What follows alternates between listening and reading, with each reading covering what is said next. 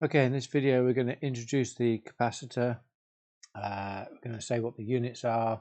We're going to do a little bit on Coulombs law, and then we're going to calculate what the size of capacitance is for this to do with the size of plates. So the unit of capacitance is the farad, but we just write down F. Okay. So what does a capacitor look like? Well, a capacitor is just two metal plates, so that's what we'll draw, is just two metal plates. So there's our symbol for a capacitor. All it is quite simply two metal plates separated by what's called a dielectric. Okay, we'll talk about a dielectric in a minute. So we've got a special type of capacitor. It's called an electrolytic capacitor. It's usually found in the larger versions of the capacitor range. What do we need to do with this? Well, you can see it's got a little symbol on it, so we need to make sure that we connect it the right way around. It's a polarized capacitor. It's got to be connected to the right polarity. So a capacitor has a dielectric material between the two metal plates. What is a dielectric? Dielectric is basically some insulating material that we're able to form an electro field within. So different types of dielectric. We've got paper. You can even use air, water, mica, ceramic. So lots of different types of material we can use, but the main thing is that we can form an electric field within it.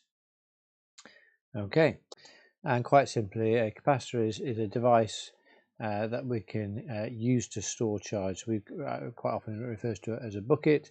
We can tip a whole load of charge in it, and then we can use that charge when we need to rapidly discharge the capacitor.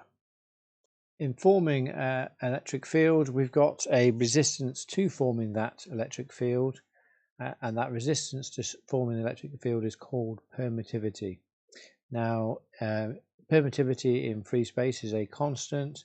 It's going to be on the formula sheet, but let's just write down what the permittivity means. So if we've got this bucket that stores charge, what we might want to know is what are the forces relating to two charged particles within this bucket. So we've got Coulombs law. So Coulombs law helps us to work out what the forces involved between the two charged particles. So we've got the charge 1, we've got charge 2, and then we've got on the bottom we've got 4 pi, the relative permittivity in free space, and then r is the distance between them in meters squared. So let's put that into practice with a question, and you'll see what I mean. Straightforward.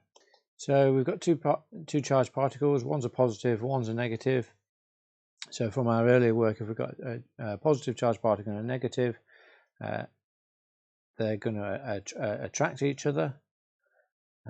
And they're separated by a distance of 0.6 of a meter. So we just need to calculate the force between them. So all we have to do is bung their numbers into the equation. So popping all that into the equation first, and then we'll look to do a little bit more work. There we have that bit. Okay, slight correction there. I'd put to the -6, but it's actually to the -12 because -6 -6, so that'd be -12 there.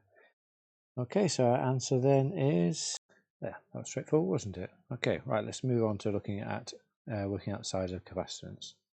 Okay, so here's the formula for working out our capacitance. So capacitance in farads is equal to absolute permittivity. This is what this symbol means, but absolute permittivity is the relative permittivity of material. So whatever material that we're using as our dielectric will have a permittivity, and then we multiply that by the permittivity that we've used previously of free space. So we just have to remember we're going to multiply the two figures together. D, distance between the plates, and A being our area of our plates. Remembering both of these units are in meters. Okay, so let's see in an example, and you'll see how easy it is. Okay, so there's our question. So let's start putting some things together. So we've got some things that we can actually then just slot into our formula. So the first thing we're going to do is work out our area. Okay, so the area we've got there is two metal plates there, 20 centimeters by 10 centimeters. So let's work out what that is first. Okay, so before I go on, and obviously I've just wrote my figures in, let me just highlight the formula there for you. So I fell foul of what I tell you to do is you need to look at the formula sheet. So I'd got them backwards around, so I've now corrected that. So it's area divided by the distance between the plates. Okay, area divided by the distance between the plates. Apologies for that, but like I say, that's why I emphasize you need to look at the formula sheet. Don't just assume you know it. Look at the formula sheet, because we all make mistakes. Okay, so on pressing my engineering friend button on my calculator, that's where I get. And then and then just finally then putting it into using my prefix notation, so 118 picofarads. Okay, right. So one last final thing to look at, which would be kind of nice. We want to know what the maximum voltage we can apply to our capacitor, and we have to use the maximum amount of electric field. So let's have a look at that. So we use this equation. The maximum electric field that we can have is defined by the voltage, the potential difference between the plates, divided by the distance between the plates. So that's the formula you get on the formula sheet. So we want the voltage, so we just need to do a little bit of a rearrange. So if we have this equation here, we've got electrolytic capacitor, 30 kilovolts per meter. We want to know what the maximum potential difference can be applied if the dielectric is 5 millimeters. So the voltage equals the electric field multiplied by the distance. So all we have to do is pop the numbers in and get the answer. Okay, so that was straightforward. Remembering that all of our units need to be in meters, so our 5 millimeters there is converted it into meters, so 150 volts. Quite a nice easy end to the video. Okay, I'll see you again for another video. Okay, one final thing. Flux density equals charge divided by area. Just added this in to see if you're looking at your revision guide. It's a little snippet out of the revision guide. So let's pop this into a question. So first of all, we need to work out what our area is. Okay, popping that all into the equation. Making sure that we've converted our millimeters into meters.